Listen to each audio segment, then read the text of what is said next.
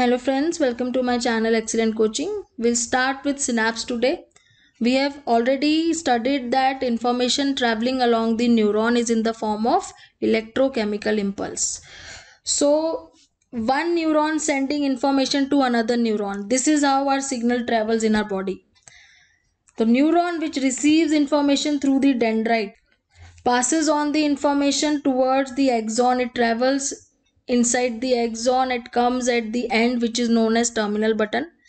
Then from there this electrical signal jumps from one neuron to another neuron. So here is the terminal button of one neuron where the information is exiting, and here are the dendrites of another neuron which are receiving the information, but they are not attached to each other. They are not touching each other. There is a gap in between these two neurons. That particular gap is called synaptic cleft. Synaptic cleft. CLEFT. So the gap in the terminal button and the dendrite of one neuron to another is known as synaptic cleft. Information traveling from one neuron to another has to jump from one to another. That connection is called synapse. So when we magnify this synapse, we see here that this is a neuron from where information is coming, which is traveling in the form of electrical impulse. It comes at the end of the neuron, which is called terminal button. It comes out of the neuron.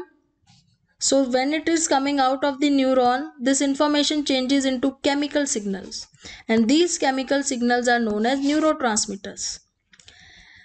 And then it enters into another neuron at the dendrite, which are the receiving ends of the neuron. These are the receiving ends, and when it enters into the dendrite, it again changes into electrical impulses. So see how information is changing. Electrical form changing into neurotransmitter, which is a chemical form, and then again changing into electrical form. So information from one neuron jumping into another neuron. This gap in between is known as synaptic cleft, and this connection of the two neurons is known as synapse. I hope you have understood how information or the signals are relayed from one neuron to another. Thanks for watching.